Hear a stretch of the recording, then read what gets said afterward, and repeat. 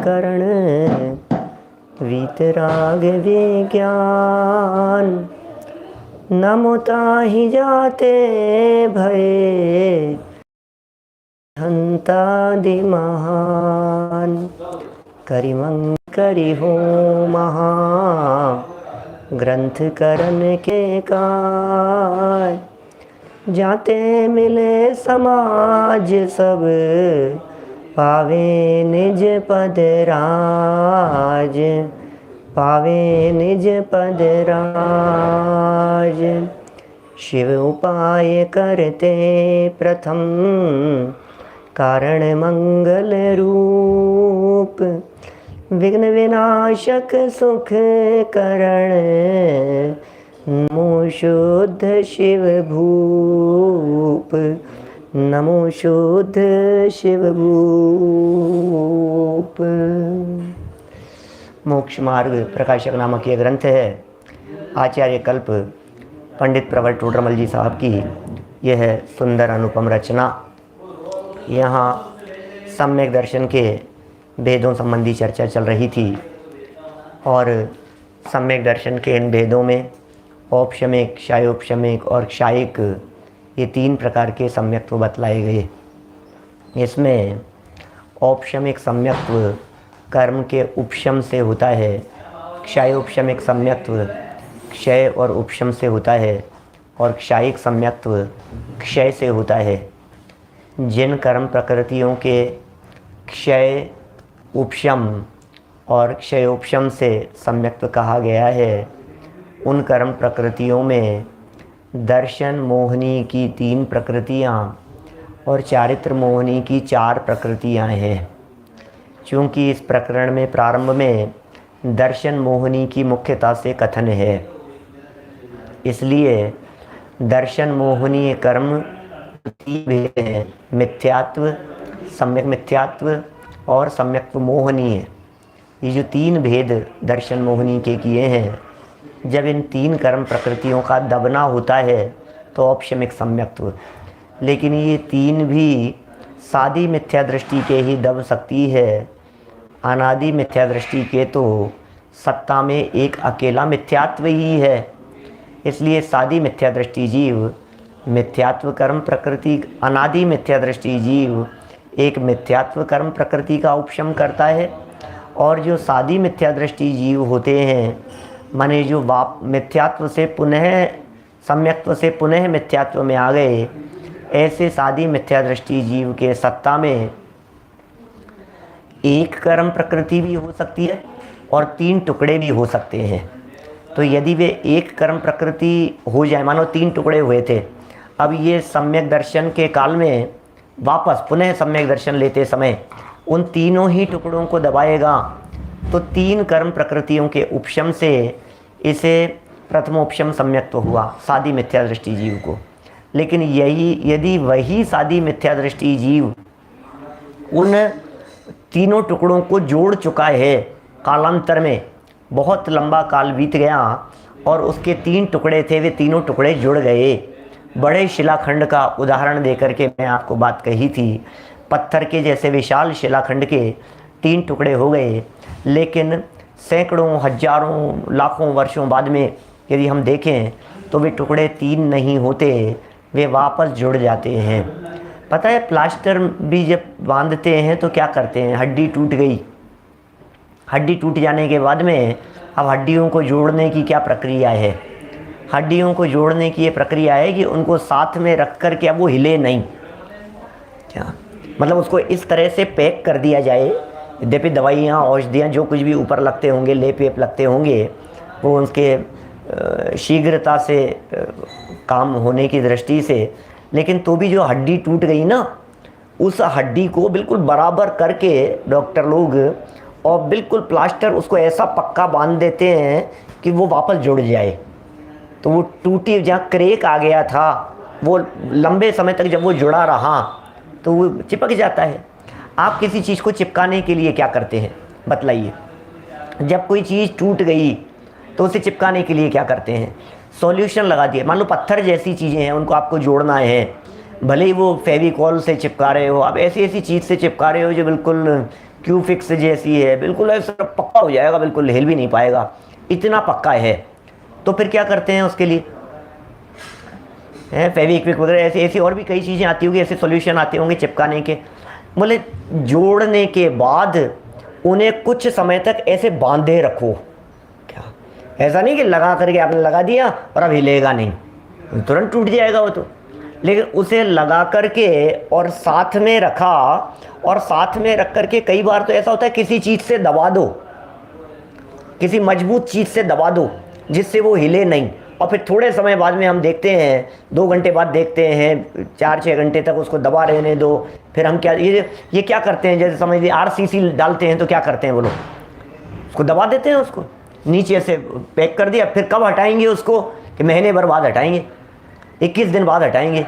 कि क्यों, कि तब हटाएंगे महीने भर बाद में जब वो पक्का हो जाए, मजबूत हो जाए।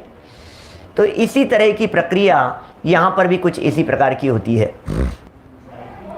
देखिए, ये अपन ने 1 प्रकृति और 3 प्रकृति संबंधी चर्चा यहाँ कर ली, और उपशम का क्या स्वरूप है इसे बतलाते हुए अंतरकरण, उपशमकरण, इस प्रक्रिया की भी हमने आपके बीच में चर्चा की थी।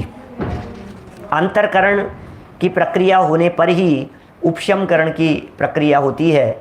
माने सबसे पहले गैप पड़े सम्यक दर्शन की उपस्थिति के लिए, और फिर वो जो गैप पड़ा था उस गैप में कहीं आ नहीं जाए मिथ्यात्व कर्म का उदय। तो जब उस जगह पर मिथ्यात्व कर्म का उदय आता नहीं है तो वो स्थिति प्रथम उपशम सम्यक्त्व की स्थिति कहलाती है। आगे बढ़ें द्वितीय उपशम के संदर्भ में अपन, क्योंकि पुरानी बात करेंगे तो फिर पुरानी में ही समय निकल जाता है, रिपीटेशन भी काफ़ी होता है। 333 नंबर पेज पर, इस प्रकार जहाँ सत्ता तो पाई जाए और उदय न पाया जाए उसका नाम उपशम है। ये कल का अंतिम वाक्य था अपना। जहाँ सत्ता तो और उदय न पाया जाए, बहुत महत्वपूर्ण शब्द है, सत्ता पाई जाए उदय न पाया जाए। सत्ता मतलब उसका अस्तित्व है, और उदय नहीं है इसका मतलब हलचल नहीं है। हलचल नहीं है इसे कहेंगे उदय नहीं है। पाई जा रही है इसका मतलब जिंदा है। सत्ता में से चला गया इसका मतलब मर गया, अभी मरा नहीं है, इसलिए जिंदा तो है। जिंदा का नाम है सत्ता, जिंदा का नाम है अस्तित्व। कि नहीं अभी जान है इसमें, अभी जान है इसमें, कि कुछ करता हुआ तो नहीं दिखाई दे रहा है, कि बेहोश पड़ा है इसलिए हलचल नहीं है। तो उदय नहीं है माने हलचल नहीं हुई बिल्कुल भी, लेकिन अभी जिंदा है। वैसा ना भी नहीं, अभी जिंदा है तो हलचल तो नहीं हो रही, कि नहीं कभी भी दोबारा उठ करके खड़ा हो सकता है बेहोशी वाला व्यक्ति। तो जिस मिथ्यात्व कर्म प्रकृति के या जिन प्रकृतियों के अभी हमने उपशम किए हैं, यहाँ उपशम सम्यक्त्व के काल में ज़्यादा खुश होने की ज़रूरत नहीं है। यद्यपि सम्यक्त्व तो हो गया लेकिन शत्रु बेहोश हुआ है, क्या कोमा में पड़ा है, क्या अंडरग्राउंड में छिपा दिया, दिख नहीं रहा है ना, बेहोशी की दवा दे दी है, ऐसी स्थिति है। कभी भी वापस ऐसा हो सकता है वो उठ करके खड़ा हो जाए, कभी भी ऐसा हो सकता है किसी भी क्षण वो दोबारा खड़ा, उठने ही नहीं दिया जाए, उदय नहीं आने दिया। बेहोशी की हालत में कुछ ऐसे प्रयत्न किए कि वो चला गया, क्षयोपशम में होकर के क्षयिक हो गया, नष्ट हो गया, ऐसा भी संभव है। देखिए बहुत सुंदर शब्द सत्ता पाई जाए, मतलब शब्द ही इतने सुंदर हैं, कितना क्लियर कर देते हैं। उपशम के स्वरूप को क्लियर करने के लिए इससे सुंदर कोई दूसरा वाक्य नहीं हो सकता। क्या उपशम के स्वरूप को बतलाने के लिए कि सत्ता तो पाई जाए और उदय न पाया जाए। जितने भी काम दिखाई देते हैं वे सब उदय में दिखाई देते हैं, और कह दिया उदय नहीं है इसका मतलब टेंशन लेने की। अरे अनुदय की स्थिति में भी टेंशन नहीं होती, क्योंकि अनुदय का मतलब है, उदय नहीं होने का मतलब है विघ्न करने में समर्थ नहीं है। उदय नहीं होने का मतलब है आपको परेशान नहीं कर सकता है। जिस तरह से मरा हुआ शत्रु आपको परेशान करने में समर्थ नहीं है, उसी तरह से बेहोश पड़ा हुआ शत्रु भी आपको कुछ नुकसान पहुंचाने में समर्थ नहीं है। क्या मरे हुए शत्रु और बेहोश शत्रु में वर्तमान काल की दृष्टि से देखा जाए तो किसी तरह का फर्क नहीं है। इसलिए हमारे यहाँ जनागम में, आगे चल कर के भी पंडित जी साहब समझाएंगे, यहाँ एक वाक्य कहता हूँ, हमारे यहाँ जनागम में, आगम में, शास्त्रों में ये कहा है कि औपशमिक सम्यक्त्व जिसमें कर्म बेहोश हैं और क्षायिक सम्यक्त्व जिसमें कर्म मर चुके हैं, नष्ट हो चुके हैं, इन दोनों ही सम्यक्त्वों में निर्मलता की अपेक्षा से समानता है। क्या? दोनों ही सम्यक दर्शन निर्मलता की दृष्टि से देखो तो समान है। माने औपशमिक सम्यक दर्शन को क्षायिक सम्यक दर्शन जैसा गौरव प्राप्त है, औपशमिक सम्यक दर्शन को क्षायिक सम्यक दर्शन जैसी महिमा प्राप्त है। ये आप सोच लेना कि साहब ये तो औपशमिक है, तो अरे नहीं नहीं, मतलब सिर्फ अंतर्मूर्त काल की दृष्टि से देखो तो आपको बिल्कुल जैसे एक डेड बॉडी पड़ी हुई है और एक बेहोश पड़ा हुआ है, आप दोनों की फोटो खींचो, दोनों की वीडियो रिकॉर्डिंग करो, दोनों की पिक्चर लो, दोनों के अंतर्मूर्त काल तक दोनों को देखो, ऑब्जर्व करो दोनों को, तो बोथ आर सेम, कोई फर्क नहीं है, एक जैसे हैं दोनों। इसका ना अब, लेकिन दोनों एक जैसे होते हुए भी एक में वापस जागृति आने की संभावना है और दूसरा कभी भी जागृत नहीं होगा। तो जो कभी भी जागृत नहीं होगा ऐसा सम्यक्त्व, जिस सम्यक्त्व में मिथ्यात्व कभी भी जागृत नहीं होगा उसका नाम क्षायिक सम्यक्त्व, और जिस सम्यक दृष्टि का मिथ्यात्व कभी भी उठ सकता है, क्या कभी भी उठ सकता है, उसका नाम है औपशमिक, औपशमिक सम्यक्त्व। निष्क्रिय दोनों हैं, क्या बेहोशी में हलचल नहीं है लेकिन बेहोशी में जिंदा है ना। चलिए, यह मिथ्यात्व से हुआ प्रथमोपशम सम्यक्त्व है। माने ये जो प्रथमोपशम सम्यक्त्व है, यह प्रथमोपशम सम्यक्त्व मिथ्यात्व से हुआ है। सो चतुर्थ आदि माने चौथे गुणस्थान से चतुर्थ आदि सप्तम गुणस्थान पर्यंत पाया जाता है। माने चौथे गुणस्थान से सातवें गुणस्थान तक कर्म प्रकृतियां दबी हुई हों तो वह प्रथमोपशम सम्यक्त्व पाया जाएगा। क्या ठीक है ना? माने क्या कह रहे हैं, कितनी सुंदर सुंदर बातें हैं। चौथे से सातवें गुणस्थान तक ये सम्यक दर्शन है। उपशम यदि होगा, चौथे से सातवें के बीच में क्षयोपशम भी हो सकता है, चौथे से सातवें के बीच में क्षायिक भी हो सकता है, क्या, लेकिन चौथे से सातवें के बीच में कर्मों की क्या पोजीशन है, नष्ट हुए हैं, कुछ नष्ट कुछ उदय उपशम हुए हैं, या चौथे से सातवें के बीच में ये प्रकृतियां दबी हुई हैं, तो बोले जो पोजीशन होगी उसके आधार पर चौथे से सातवें के बीच में ये नामकरण हो जाएगा। ठीक है ना? तो मिथ्यात्व से हुआ प्रथमोपशम सम्यक्त्व। क्या रतन चंद जी साहब पथरिया से देखो, चौथे से सातवें के बीच में हुआ यह प्रथमोपशम सम्यक्त्व है, यहाँ तक पाया जाता है, मतलब पर्यंत पाया जाता है। सप्तम गुणस्थान पर्यंत, ये पर्यंत शब्द भी महत्वपूर्ण है। इसका मतलब इसका सद्भाव, इस प्रथमोपशम सम्यक्त्व का सद्भाव सातवें से ऊपर नहीं होता। प्रथमोपशम सम्यक्त्व का सद्भाव सातवें से ऊपर नहीं होता, तथा उपशम श्रेणी के सन्मुख होने पर, द्वितीय उपशम की बात कर रहे हैं, द्वितीय उपशम श्रेणी के सन्मुख होने पर, इसका मतलब श्रेणियां दो प्रकार की है। एक का नाम है उपशम श्रेणी, एक का नाम है शपक श्रेणी। श्रेणी माने क्या चीज है? देखिए, श्रेणी किसे कहते हैं? आत्मा के वे विशुद्ध परिणाम, आत्मा के निर्मल परिणाम, जिन निर्मल परिणामों से चारित्र मोहनी कर्म की 21 कर्म प्रकृतियां दबती हुई चली जावे, चारित्र मोहनी कर्म की 21 कर्म प्रकृतियां नष्ट होती चली जावे, आत्मा के उन परिणामों का नाम निश्चय से श्रेणी है, और व्यवहार से उन कर्म प्रकृतियों के दबने या नष्ट होने की प्रक्रिया का नाम श्रेणी है। जब ये जीव उपशम श्रेणी की तरफ चढ़ता है तो कर्म प्रकृतियां दबती हुई चली जाती हैं, और जब ये कर्म प्रकृतियाँ, जब ये जीव क्षपक की तरफ बढ़ता है तो ये कर्म प्रकृतियाँ नष्ट होती हुई चली जाती है। क्या माने उपशम श्रेणी में 21 कर्म प्रकृतियों के दबने की प्रक्रिया होगी और क्षपक श्रेणी में उन्हीं 21 कर्म प्रकृतियों के नष्ट होने की प्रक्रिया होगी। अभी देखिए, एक बात यहाँ महत्वपूर्ण जानने योग्य है। कई लोगों को ऐसा लग रहा होगा कि 21 कौन सी है। तो देखिए, प्रथमोपशम से संबंध रखने वाली थी दर्शन मोहिनी की 3 और अनंतानुबंधी की 4, क्योंकि सम्यक दर्शन होता है तो अनंतानुबंधी का भी अनुदय होता है ना, चौथे गुणस्थान में, 5वें 7वें में।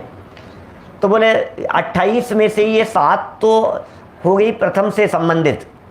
अब जो द्वितीय से संबंधित है वे 21 कर्म प्रकृतियां बच गई, क्योंकि मोहिनी कर्म की कुल 28 कर्म प्रकृतियां हैं।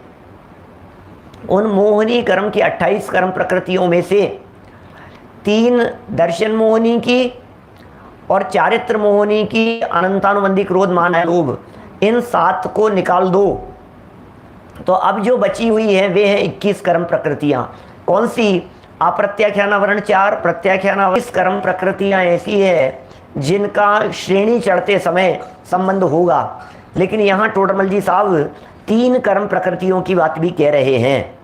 3 ही का उपशम करता है, क्योंकि ऊपर जो प्रकरण चल रहा था उस ऊपर वाले प्रकरण में 1 और 3 की चर्चा चल रही थी बार बार में, कि भाई अनादि मिथ्या दृष्टि जीव प्रथमोपशम सम्यक्त्व करते समय 1 कर्म प्रकृति का उपशम करेगा, सादी मिथ्या दृष्टि जीव प्रथमोपशम सम्यक्त्व करते समय 1 और 3, 1 कर्म प्रकृति का भी और 3 कर्म प्रकृतियों का भी उपशम कर सकता है।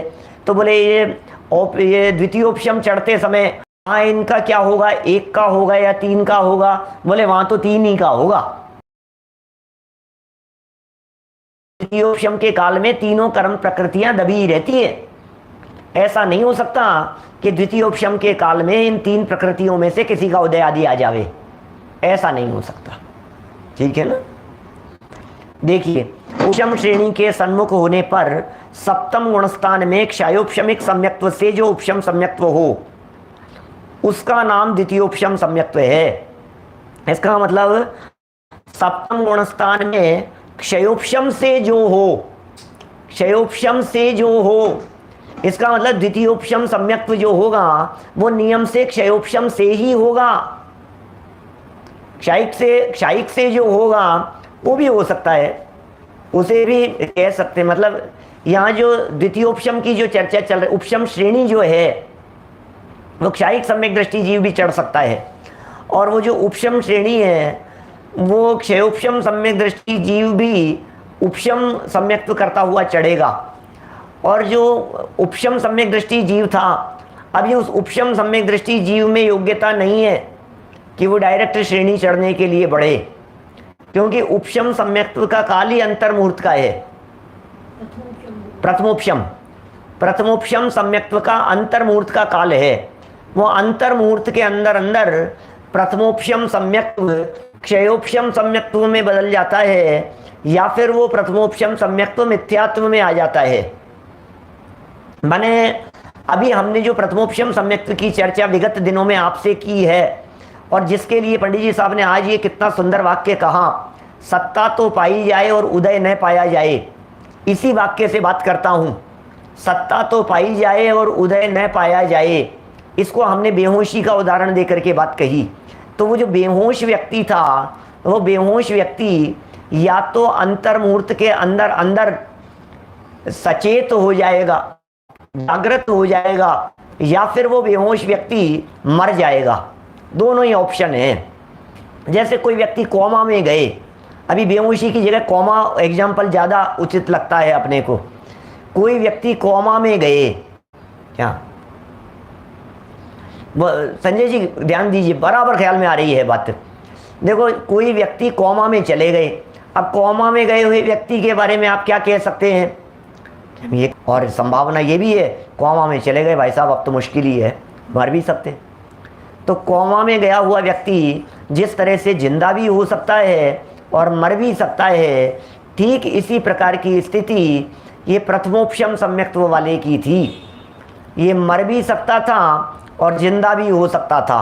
यदि मर गया, इसका नाम है चौथे गुणस्थान से नीचे गिर करके पहले गुणस्थान में आ गया, और बच गया, इसका नाम है प्रथमोपशम सम्यक्त्व क्षयोपशम में कन्वर्ट हो गया। बचने का नाम क्या है? प्रथमोपशम सम्यक्त्व था ना, काल ही अंतर्मूर्त का है। जैसे डॉक्टर ये कह देते हैं इनका भैया 24 घंटे का काल है, 48 घंटे ऑब्जर्वेशन, 72 घंटे देख लो आप। यदि ये बच गए, इन्होंने यदि 72 घंटे निकाल दिए तो फिर ये लंबे चल जाएंगे, और नहीं तो 72 घंटे चल बसेंगे, ऐसा डॉक्टर कह देता है ना। ऐसे ही हमारे जो वीतरागी डॉक्टर हैं, वीतरागी संत, ये प्रथमोपशम सम्यक्त्व वाले के संदर्भ में घोषणा कर रहे हैं कि भैया अंतर्मूर्त ऑब्जर्वेशन का काल है।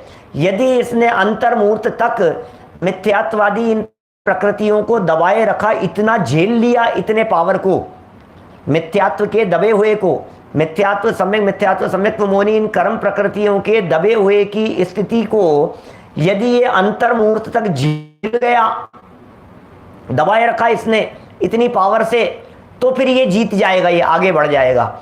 और यदि ये नहीं झेल पाया तो बोले ये दोबारा उठ करके खड़ा हो जाएगा। आप रेसलिंग की बात कीजिए, कुश्ती की बात कीजिए, बॉक्सिंग की बात कीजिए, क्या होता है वहां? जब उस रिंग में लड़ रहे होते हैं, कुश्ती लड़ रहे होते हैं, तो क्या होता है? बोले इतना उसे पीटा और पीट करके उसे इतना दबाए रखा कि उसने गिनती बोलना शुरू किया, 1 2 3 4 5 6 7 8 9, और ये उठ गया। इतना उसने प्रेशर झेल लिया था, क्या बच गया वो? और वो प्रेशर को झेल नहीं पाया। मैंने अभी उस दबाने की दृष्टि से बात करूं, दबाने वाला व्यक्ति इतने लंबे समय तक दबाए रखा, नीचे वाला भी प्रेशर लगा रहा था ना, इतना दबाए रखा, तो बोले ये एक लिमिट से ऊपर तक दबाए रखा, बोले क्षयोपशम में चला गया।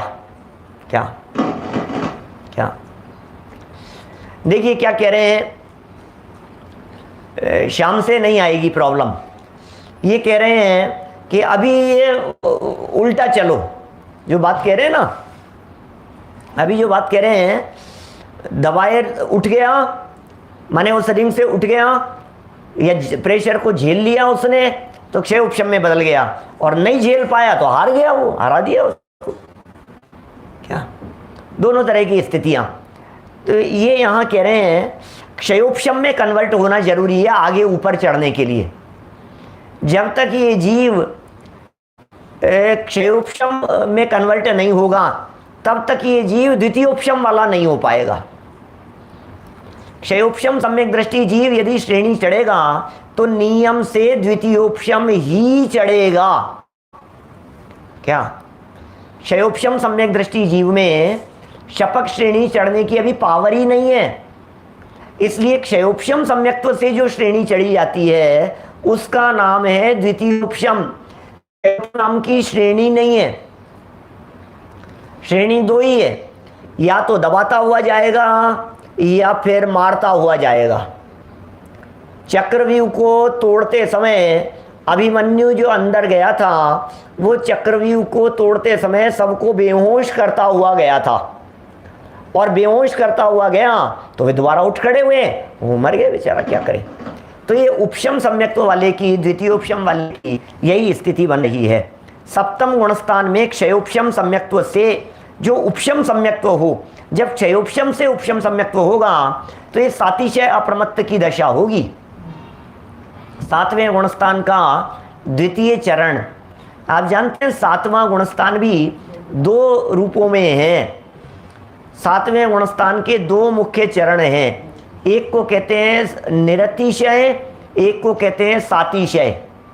एक को कहते हैं स्वस्थान, क्या स्वस्थान अप्रमत्त, और सातिशय अप्रमत्त।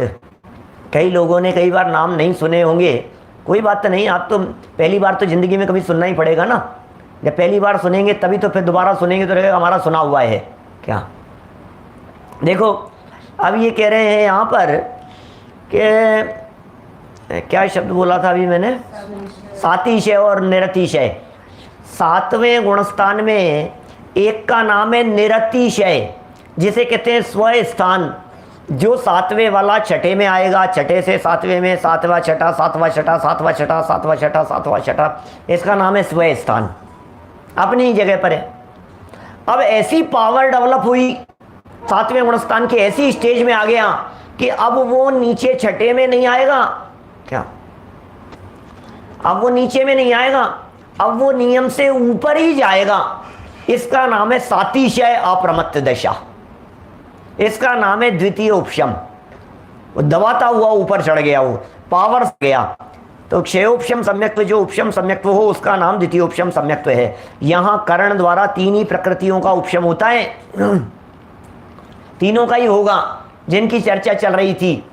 क्या?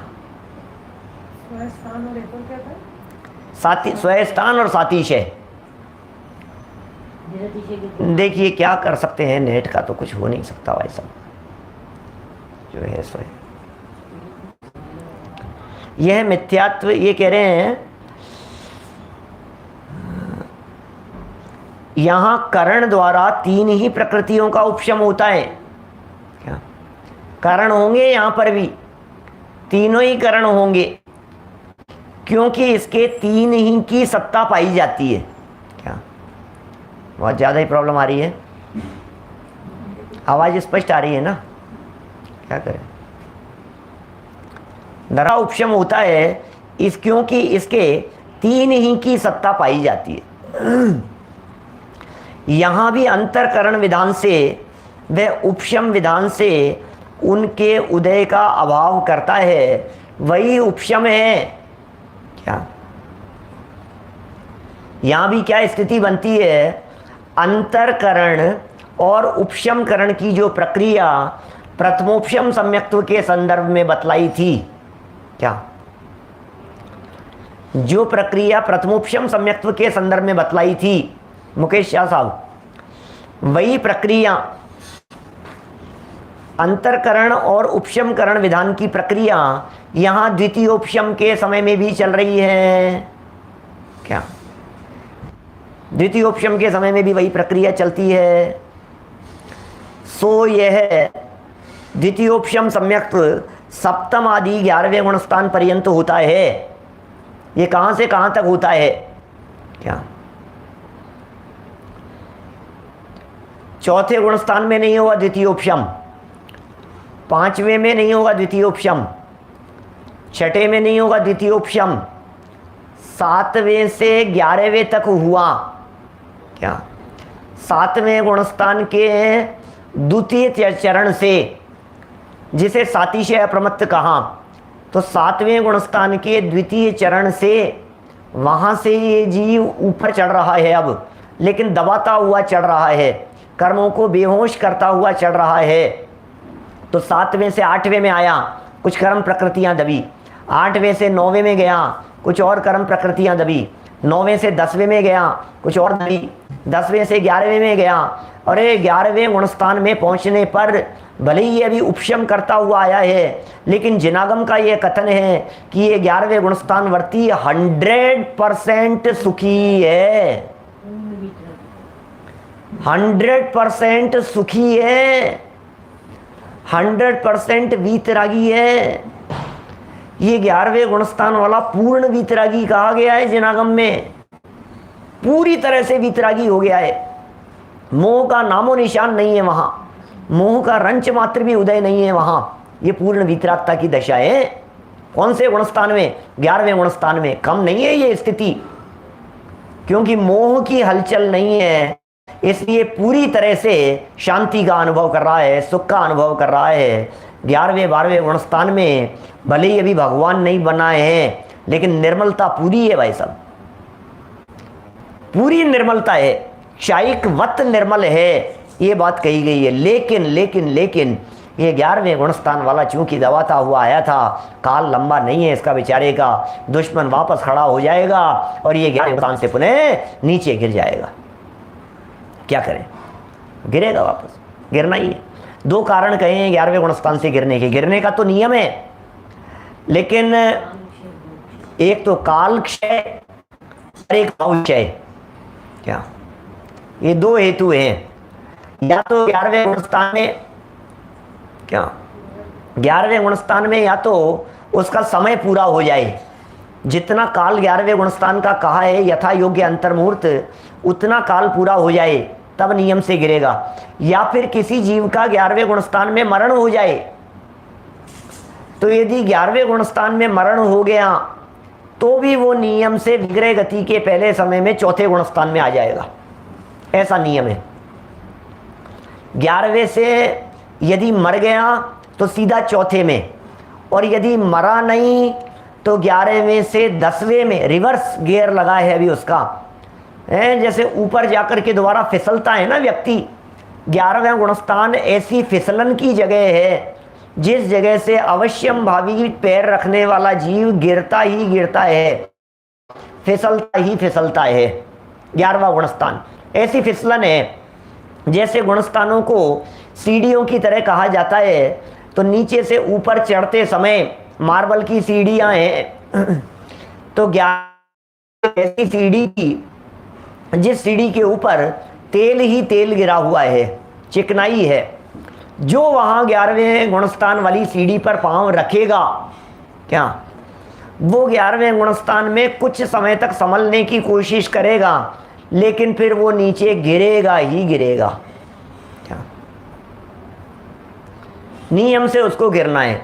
अब गिरते समय पोजीशन क्या है? जब 11वीं सीढ़ी से गिरा था तो एक तो गिरते समय जब फिसल रहा है तो 10वीं सीढ़ी को टच किया, 9वीं सीढ़ी को टच किया, 8वीं को टच किया, 7वीं को टच किया और 6ठी सीढ़ी को टच किया।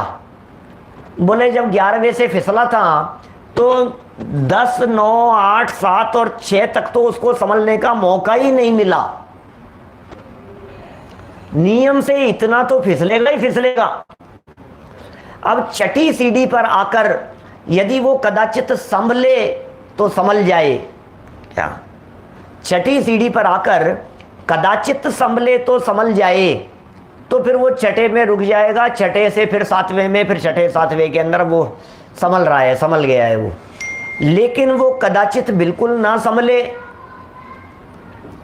तो 6ठे से और नीचे भी आ सकता है, 5वें में आ जाए और 5वें में आकर के संभल जाए, और 5वें में भी यदि ना संभले तो 4थे में आ जाए। हाँ बिल्कुल चल रहा है, ये भी लिख रहे हैं अगला वाक्य, वहां से 4थे में भी आ जाए, क्या गिरता हुआ।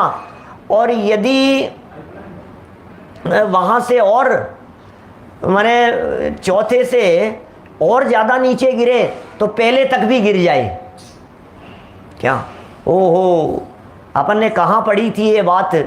इसी मोक्ष मार्ग प्रकाशक ग्रंथ के 265 नंबर पेज पर कहा था, अरे कोई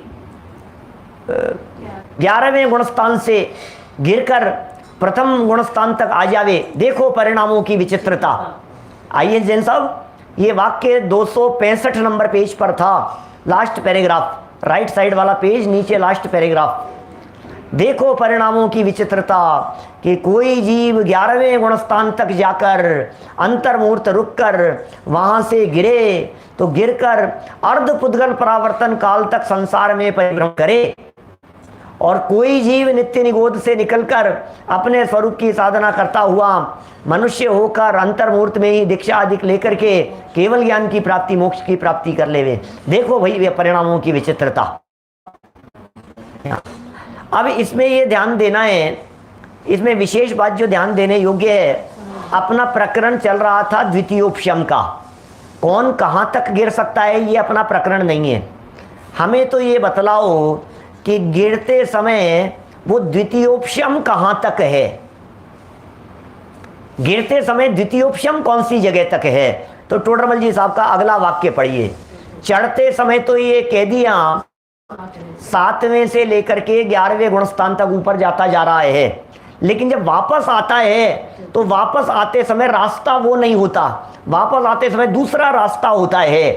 तो उस दूसरे रास्ते से आता है तो उस रास्ते के अंदर छठे तक आएगा और 5वें और 4थे तक भी संभावनाएं हैं आने की। रूट चेंज हो गया ना। जैसे शिखर जी में चढ़ते समय का अलग रूट है, उतरते समय का अलग रूट है, ऐसा है। चढ़ते समय में आपके चौपड़ा कुंड आएगा, उतरते समय में चौपड़ा कुंड नहीं आएगा आपके।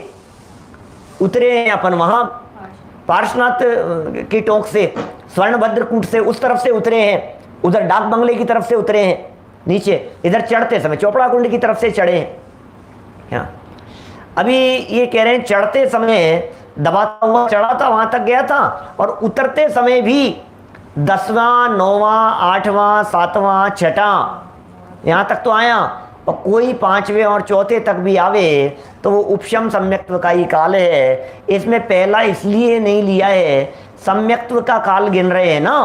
पहला तो मिथ्यात्व का काल आ गया, अब तो मिथ्यात्व ही आ गया। सम्यक दर्शन कहां तक बना रहा कि 4थे तक बना रहा। द्वितीय उपशम सम्यक्त्व की चर्चा चल रही है। क्या यहां क्या क्या प्रकरण चल रहे हैं? उपशम सम्यक्त्व है ना। एक का नाम प्रथम उपशम, दूसरे का नाम द्वितीय उपशम सम्यक्त्व। तो अभी गिरते समय यदि पहले तक आ गया तो पहले तक द्वितीय उपशम क्यों नहीं कहा? अरे पहले तक कैसे द्वितीय उपशम कहेंगे भाई साहब? द्वितीय उपशम सम्यक्त्व कैसे कहेंगे? पहले वाले को तो मिथ्यात्व कहेंगे हम, वो तो मिथ्या दृष्टि हो गया है। इसलिए 4थे गुणस्थान तक चूंकि सम्यक्त्व का सद्भाव बना हुआ है, इसलिए 4थे गुणस्थान तक ही द्वितीय उपशम की स्थिति बन सकती है। देखिए पढ़ता हूं मैं वापस यहां, देखिए यहां क्या पढ़ते हैं अपन। 334 नंबर पेज पर आ जाओ। सो यह द्वितीय उपशम सम्यक्त्व सप्तम आदि 11वें गुणस्थान पर्यंत होता है। क्या क्या कहा? सो यह द्वितीयोपशम सम्यक्त्व, यह द्वितीयोपशम सम्यक्त्व सप्तम आदि 11वें गुणस्थान पर्यंत होता है, 7वें से 11वें तक।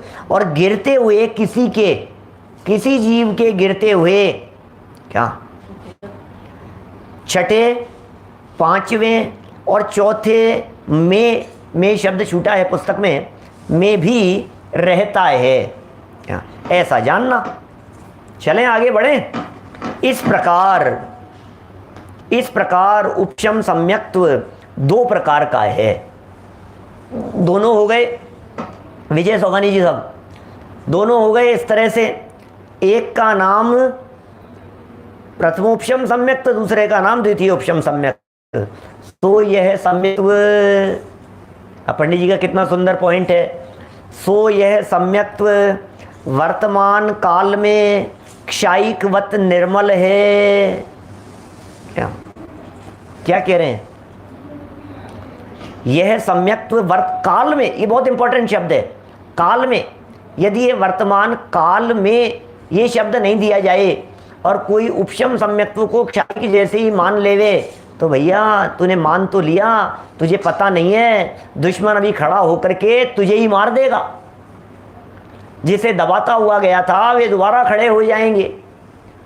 अभिमन्यु जैसी भूल नहीं करना। तो एक प्रश्न खड़ा होता है दिलो दिमाग में, ऐसा प्रश्न उठता है। तो फिर साहब अपने को जब भी जाना हो तो क्षपक श्रेणी चढ़ना चाहिए अपने को। तो यार पहले से ही डिसाइड कर लेना चाहिए कि हम उपशम श्रेणी नहीं चढ़ेंगे। भाई सुनो, कर्मों में आपकी चलती नहीं है। कर्म भिन्न है, जीव भिन्न है, कर्म जड़ है, कर्म अचेतन है। जीव का काम तो अपने उपयोग को अपने उपयोग स्वरूप क्या है, भगवान आत्मा में लगाना मात्र है। फिर जो कर्मों का होता हो सो होता हो, कर्म का काम कर्म में होता रहेगा, अपन तो अपना काम करते रहें।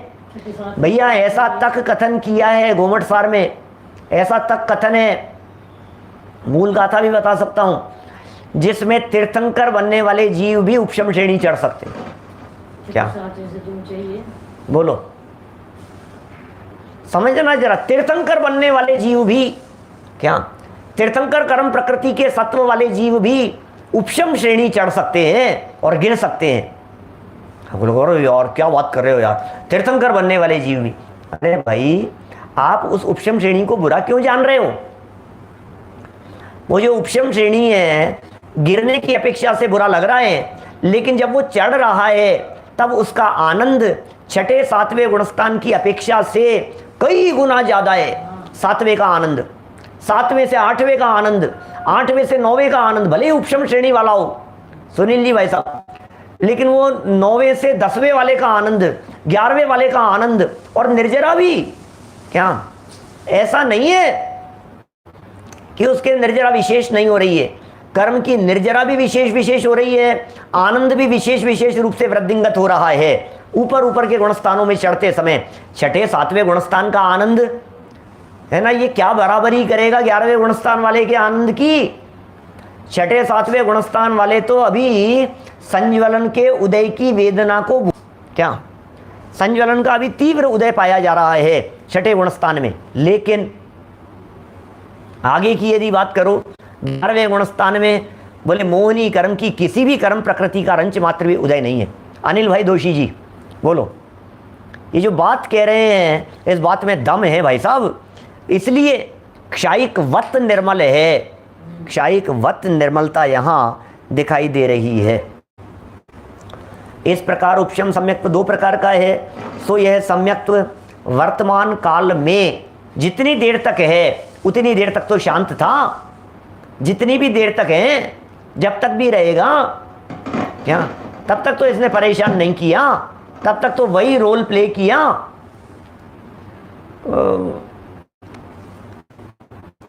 सो यह सम्यक्त्व वर्तमान काल में क्षायिक वत निर्मल है, इसके प्रतिपक्षी कर्म की सत्ता पाई जाती है। किसके? द्वितीय उपशम वाले के प्रतिपक्षी कर्म की सत्ता पाई जाती है। क्षायिक वाले के या शपक श्रेणी वाले के प्रतिपक्षी कर्म की सत्ता ही नहीं है, उसकी तो सत्यानाश क्या कहेंगे, सत्ता में से ही नष्ट हो गए हैं। प्रतिपक्षी कर्म की सत्ता पाई जाती है, इसलिए चूंकि सत्ता पाई जा रही थी इसलिए अंतर्मुहूर्त काल मात्र यह सम्यक्त्व रहता है, इतने ही मर्यादा है। ऐसा भी कह सकते हैं बेहोशी का इंजेक्शन लगाया, अब डॉक्टर ये कह रहा है इसकी इतनी मर्यादा है कि इतने समय में इसको होश आएगा ही आएगा, क्या इतने समय में इसको नियम से होश आएगा ही आएगा। क्या समझ में आ रही है बात? प्रश्न सामने ऐसा लग रहा है तीर्थंकर कर्म क्षायिक सम्यक दृष्टि जीव ये उपशम श्रेणी कैसे चढ़ सकते हैं?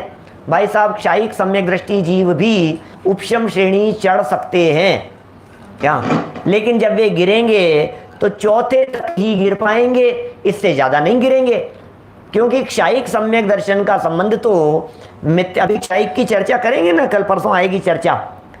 जब क्षायिक सम्यक दर्शन का संबंध तो दर्शन मोहिनी की 3 प्रकृतियों से है, दर्शन मोहिनी की 3 कर्म प्रकृतियां नष्ट हुई थी इसलिए क्षायिक सम्यक दर्शन हुआ था, और बाकी आगे की प्रक्रिया उसने दबाते हुए बढ़ा, इसलिए क्षायिक सम्यक दृष्टि जीव द्वितीय उपशम श्रेणी चढ़ सकता है।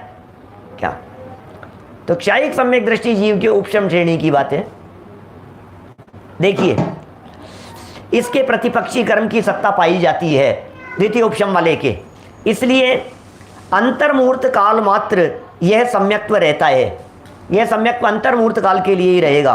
पश्चात दर्शन मोह का उदय आता है दर्शन मोह का उदय आता है, को ऐसा भी कह सकते हो, आ सकता है, ऐसा जानना। इस प्रकार उपशम सम्यक्त्व का स्वरूप कहा। इसमें इस पॉइंट को थोड़ा सा वापस मैं खोलना चाह रहा हूं।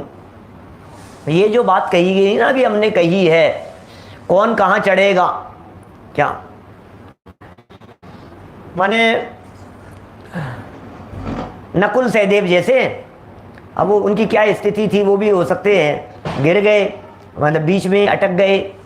अभी इनकी जो बात हम कह रहे हैं, पावर जिसके पास में ज़्यादा होती है वो व्यक्ति कम वजन उठा सकता है, वजन उठाने की पावर जिसके पास में ज़्यादा होती है वो कम वजन को उठा सकता है, लेकिन जिसके पास में वजन उठाने की पावर ही कम है वो ज़्यादा वजन नहीं उठा सकता। क्षयोपशम सम्यक्त्व वाले के पास में पावर कम है, इसलिए वो यदि बढ़ेगा तो बेचारा दबाता हुआ ही बढ़ सकता है। क्या क्षयोपशम वाला वो दबाता हुआ ही बढ़ेगा, इसलिए वो द्वितीयोपशम चढ़ेगा, उपशम श्रेणी चढ़ेगा। क्योंकि क्षयोपशम वाले के पास में पावर कम है, इसलिए क्षयोपशम सम्यक दृष्टि जीव उपशम श्रेणी ही चढ़ेगा। अब क्षायिक वाले के पास में पावर ज़्यादा है, क्षायिक वाले के पास में शक्ति ज़्यादा है, तो जिसके पास में शक्ति ज़्यादा है तो वो कर्म को नष्ट करता हुआ चढ़े तो क्षपक श्रेणी चढ़ सकता है। लेकिन पावर तो ज़्यादा थी, क्या पहले तो टॉपर थे, आते हुए बढ़ गए आगे। तो इस तरह से क्षायिक सम्यक दृष्टि जीव दोनों प्रकार की श्रेणियां चढ़ सकता है, जबकि क्षयोपशम वाला जीव उपशम में कन्वर्ट होकर के सिर्फ उपशम श्रेणी ही चढ़ पाएगा। ये सब नियम है भाई साहब, इनमें कोई इफ एंड बट नहीं चलता है, किंतु परंतु नहीं चलता है। एक बहुत महत्वपूर्ण प्रकरण 5 भावों के संबंध में आता है। क्या 5 भाव? औपशमिक, क्षायिक, क्षयोपशमिक, औदैहिक, पारिणामिक। ये 5 भाव कभी किसी जीव के एट ए टाइम पॉसिबल है क्या? क्या ये पांचों भाव कि औपशमिक भी हो, क्षयोपशमिक भी हो, क्षायिक भी हो, औदैहिक भी हो, पारिणामिक तो त्रिकाल है, चलो कोई बात नहीं, लेकिन ये पांचों भाव एट ए टाइम किसी जीव के पाए जाए, इज इट पॉसिबल? कि यस इट इज पॉसिबल। ये कैसे हो सकता है? क्या कि जब क्षायिक सम्यक दृष्टि जीव उपशम श्रेणी चढ़े, क्या क्षायिक सम्यक दृष्टि जीव उपशम श्रेणी चढ़े, क्या मान लीजिए, तो फिर उस जीव के 5 प्रकार की बातें हो सकती है। बोले पारिणामिक भाव तो सदा काल था, कोई दिक्कत ही नहीं है। औदैहिक भाव तो अभी चल ही रहा है, कर्म का उदय है, वो भी बराबर है। दर्शन मोहनी कर्म का क्षय हो चुका है, इसलिए क्षायिक भाव है। उपशम श्रेणी चढ़ रहा है, इसलिए औपशमिक भाव है। और 11वें गुणस्थान तक अभी यह जीव छद्मस्त है, 11वें 12वें गुणस्थान तक, छद्मस्त 12वें तक, इसलिए छद्मस्त अवस्था होने से उसे क्षयोपशमिक भाव भी है। ज्ञानावर्णी दर्शनावर्णी अंतराय की अपेक्षा से क्षयोपशमिक भाव है, दर्शन मोहनी की अपेक्षा से क्षायिक भाव है, चारित्र मोहनी की अपेक्षा से क्षयोपशमिक भाव है, मतलब औपशमिक भाव। वापस बोलता हूँ, वापस सुनो पूरी बात। दर्शन मोहनी क्षायिक सम्यक दृष्टि उपशम श्रेणी चढ़ते समय, दर्शन मोहनी की अपेक्षा से क्षायिक भाव, चारित्र मोहनी की अपेक्षा से औपशमिक भाव, और ज्ञानावर्णी दर्शनावर्णी अंतराय की अपेक्षा से क्षयोपशमिक भाव, और अन्य सर्व कर्मों की अपेक्षा से औदैहिक भाव, और कर्म निरपेक्ष त्रिकाल पारिणामिक भाव।